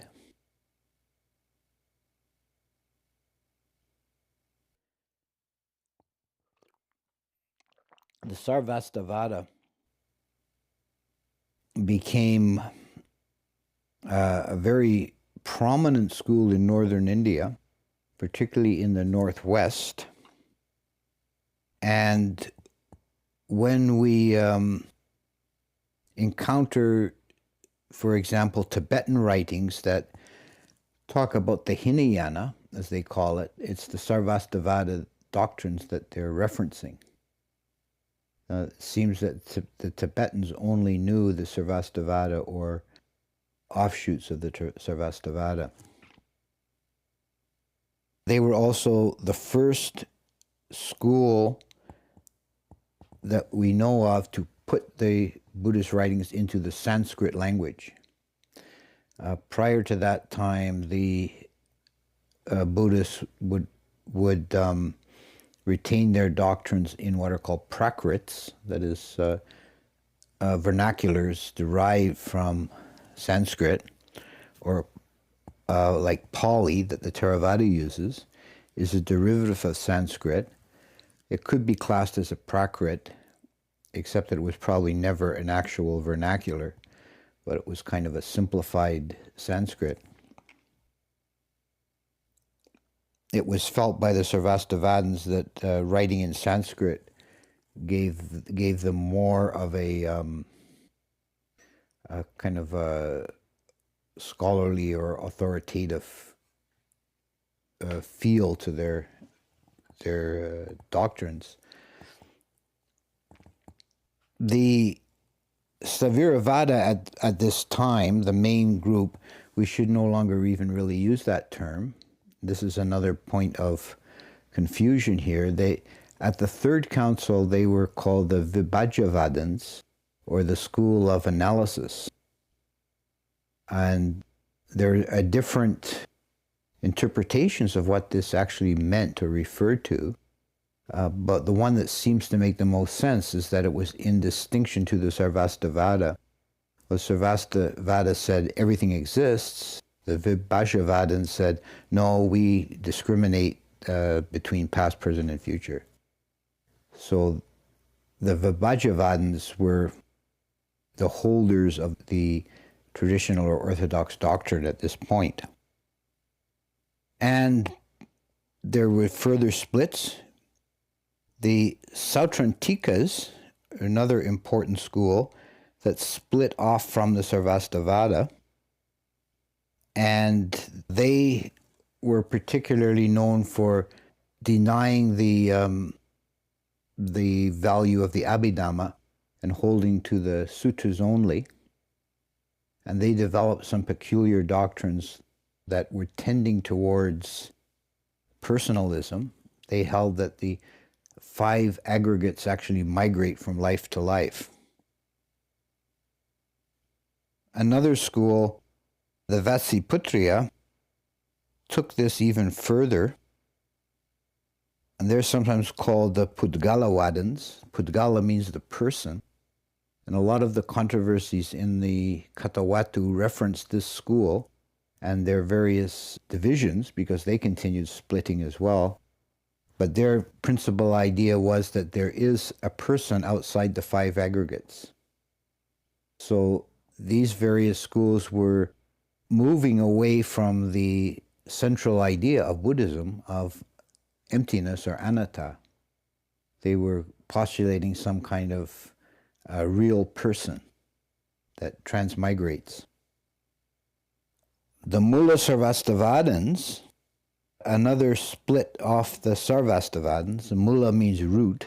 They were actually the branch that was probably known by the Tibetans. They were a subgroup of the Sarvastivadins, and it's their Vinaya that survives in Tibetan Buddhism. The Vibhajavadins, I mentioned already, they were the ancestors of the Theravada, and they took this name at the Third Council to distinguish themselves from the Sarvastivada. The Mahisasakas was an early split off of these. They are very close in their ideas to the Theravada. They only differ from the Theravada in some very minor points of Abhidhamma and definitions of terms and so on. Nothing of really great significance, although this was also characteristic of the period, that very small, minute, hair-splitting points could become the reason for splitting off and establishing a separate school. They were also present in Sri Lanka early on. So Theravada did not have exclusive domain in Sri Lanka in the beginning. There were some of these other early schools also had a presence there. One of the branches of the Mahasasakas became very important later as the Dharmaguptakas. And they were originally based very far away from the south. They were originally based in Gandhara, which is in Afghanistan now. And they are mostly known for the extensive missionary work that they carried on outside of India. And they proselytized Buddhism into East Asia. And so they were a major influence in China, in getting Buddhism into China. So their Vinaya, the Dharmaguptaka Vinaya, is that which survives in China and East Asia generally. And the Bhikkhuni lineage, which has now been reestablished, traces its ordinations back through the Dharmaguptaka.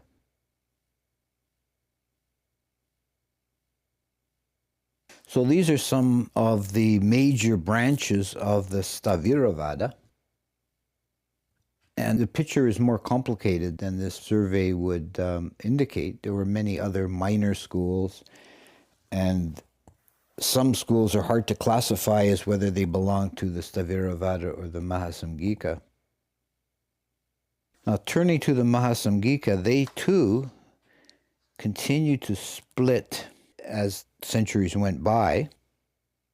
And as we said, they were originally founded on the point of the 5 principles of Mahadeva, which downgraded the status of an arahant and elevated the status of a Buddha. One of their branches was the Lokuttaravadins, which means the Transcendental School. And they are the branch that was established in the Northwest. And for example, the famous Buddha statues at Bamiyan in Afghanistan that the Taliban blew up, they were probably built by adherents of this school. They emphasized further the transcendental nature of the Buddha, and they were one of the first schools to accept some of the Mahayana sutras. In particular, the early sutra, the Prajnaparamita Sutra, which is one, if not the earliest, is one of the earliest Mahayana sutras. And they incorporated that into their canon. The Gokalikas was another branch of the Mahasamgikas, and they were the opposite of the Sautrantikas we discussed earlier. The Gokalikas held that only the Abhidhamma was of value, and the sutras were only very lower grade sort of teaching fables. They weren't important. And they held that logic and reasoning was very important in the development. And they also did not fully accept the authority of the Vinaya and felt that they could kind of make up their own rules. So we kind of see, again, here something that is known later, that many of the Mahayana traditions disregarded parts of the Vinaya that were inconvenient. Finally, a very important school in terms of the development of Theravada, because this is the school that the Theravadins in Sri Lanka were probably most in contact with. These were the Andakas, who were probably the same as another school that is referred to as the Chaitakas.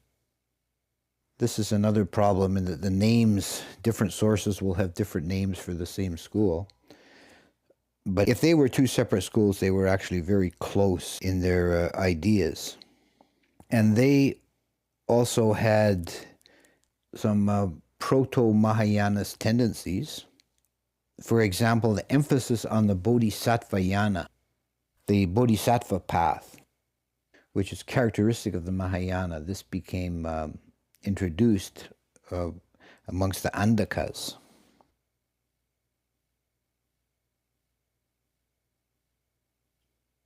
They also had a teaching about something they called the Mula Vijnana, the root consciousness, which seems to have been the origin of the doctrine in Yogacara, which was a fully Mahayana school, of the Alaya Vijnana, that is the storehouse consciousness. This is a characteristic, an important doctrine of the Yogacara, that there is a kind of a layer of consciousness in which the seeds of kama are stored. The criticism of this is that it tends towards the idea of some kind of immortal or abiding essence in a being, which is contrary to the idea of anatta or emptiness. They would deny this. They have ways of interpreting it. But from outside, it's the way it seems. So these are the major schools, and as I said, there are many more. There are some rather colorful accounts that have come down to us about how some of these schools arose. There's one school that's called Bahusrutriya, and according to their own account that has come down to us, it was founded by an Arahant bhikkhu who during the lifetime of the Buddha traveled north into the Himalayas to practice meditation and went into jhana for 200 years. And then at the end of 200 years, when he emerged from jhana and returned to the populated areas in India, and he encountered monks and spoke with them, he was shocked to discover that many of the more transcendental teachings of the Buddha had been forgotten. And so he restored the original teachings of the Buddha. And this is the claim of this school. So we have a very complex picture, and the details are always not clear.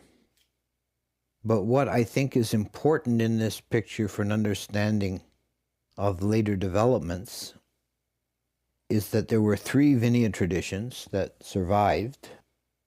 One was the Theravada, which survived via Sri Lanka, and we'll see that in a subsequent talk, how that the importance of Sri Lanka in this history, that Sri Lanka was really, and actually one monastery in Sri Lanka, the Mahavihara, was the source of all modern-day Theravadins.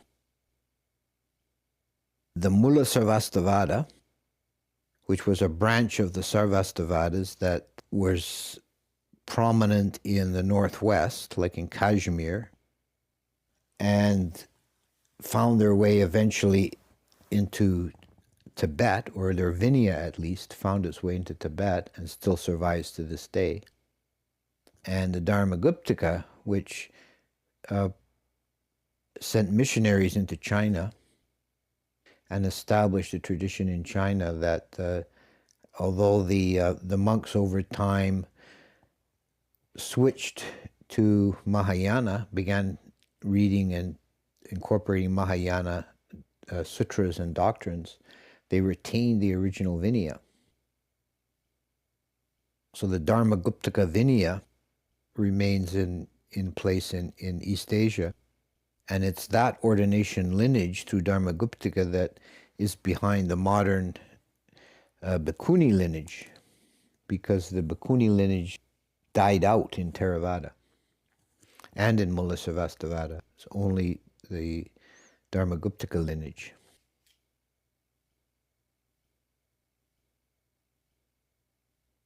The other important point here is to bear in mind the fundamental divisions in all this kind of proliferation of schools. The most important divisions historically was, first of all, the split between the Sthaviravada and the Mahasamgikas, because the Sthaviravadas eventually became the Theravadas, and the Mahasamgikas eventually became the Mahayana. But the Sthaviravada also had an important split early on between the Vibhajavadins and the Sarvastivadins. And the Vibhajavadins are the ones who eventually found their way into Sri Lanka and became the Theravadins. And they were considered the orthodox tradition at the time of the Third Council, and the Sarvastivadins were the, although they were, again, this is another echo of the Second Council and the Council of Pataliputra, because the Sarvastivadins were probably at that time in the majority. They were a very prevalent school, but the influence of King Asoka may have tipped the scales, and the Vibhajavadins were recognized as the orthodox tradition.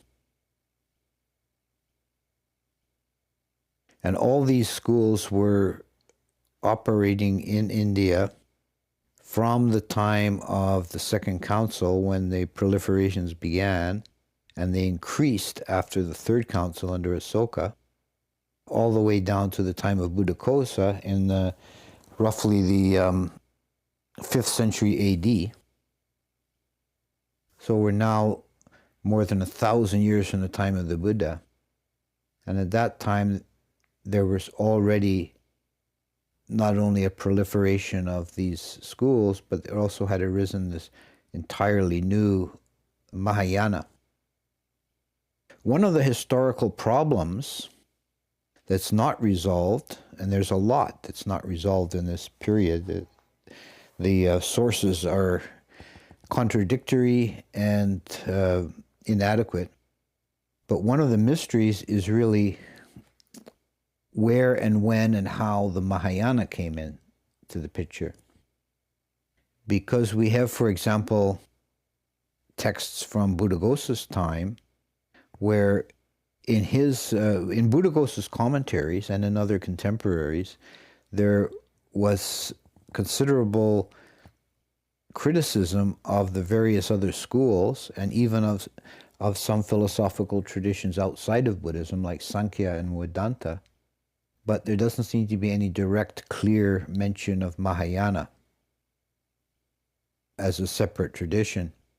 Now, one theory is that the Mahayana at this time was known to have existed probably from the 1st century BC, was probably limited to one small area in south central India that was something of a backwater.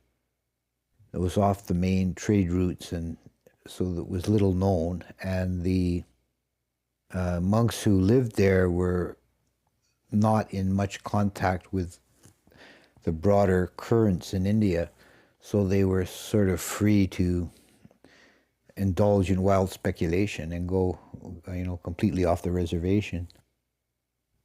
Of course, we know Mahayana later became very powerful and influential in India and elsewhere.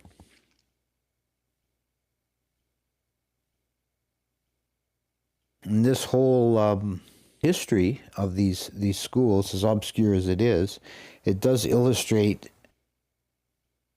the first of all, the very human tendency of religions to split and divide. We know that all religions follow this kind of pattern, that they'll divide on points of doctrine and then get further and further apart. But it also illustrates a peculiarly Indian, I think, habit of mind, of the love of philosophic speculation that characterized Indian civilization, and the love of debate and learned disputes on very minor points. If we read some of these accounts of the different doctrines of the different schools, although there are some really major divergences, like the nature of a Buddha, the nature of an Arahant, and whether a person exists or not, most of the controversies were actually over very minute, obscure, hair-splitting points of interpretation of Abhidhamma. And it's very difficult for a modern person even to enter into that mindset and appreciate the importance they put on these tiny points. It seems that the Abhidhamma, as a separate Pitaka,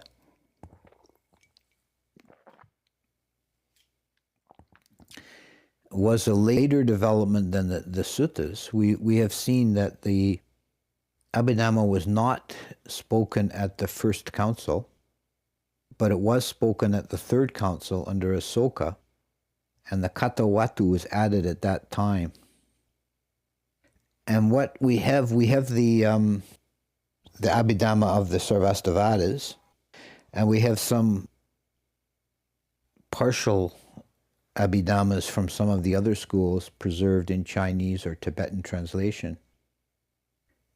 And what we find is a much greater divergence The Sutta Pitakas that survive in different recensions, like the Chinese Agamas, which are probably the Dharmaguptaka texts translated into Chinese, and some of the Sanskrit texts that have been found, there are quite a large degree of agreement that everyone seemed to have the same Sutta Pitaka.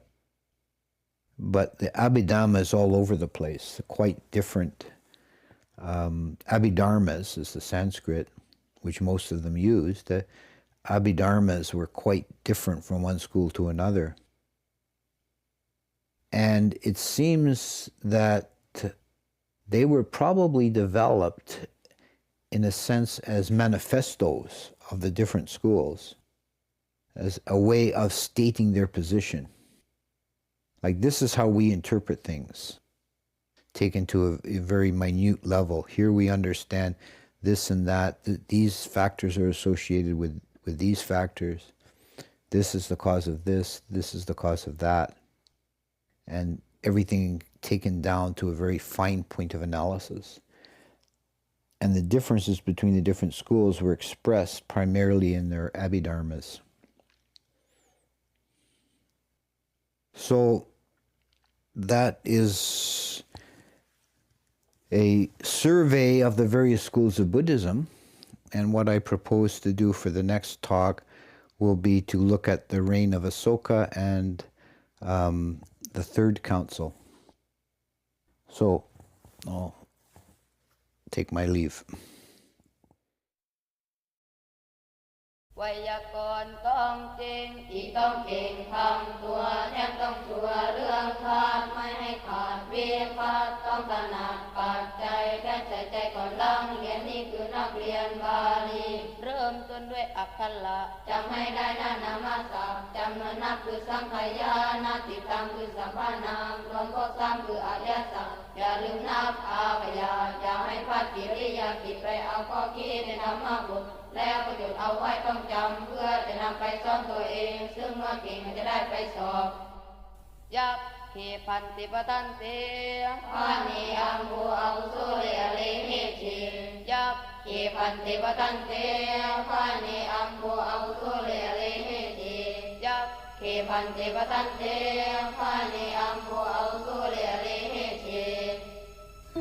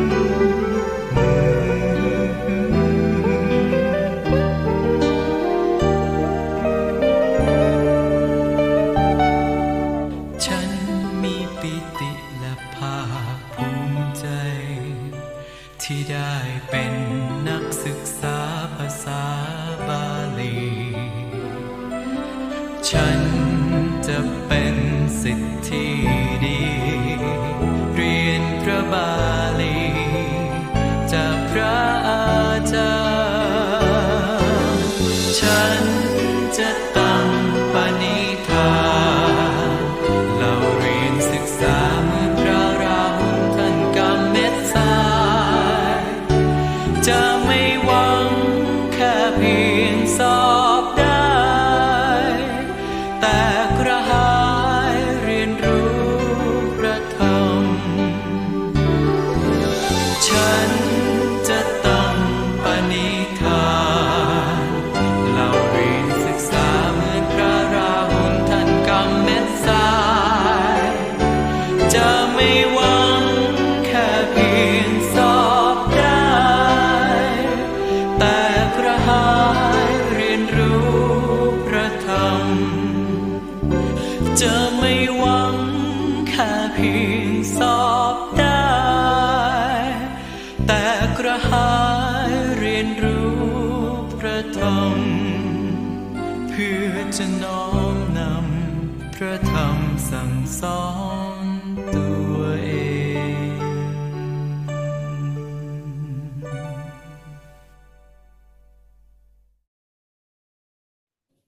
Well, that's all for tonight. I am sure that everyone can benefit from our program. If you have any questions, please contact us at info@buddhatarmatv.com. See you tomorrow and good night. Namo Buddhaya.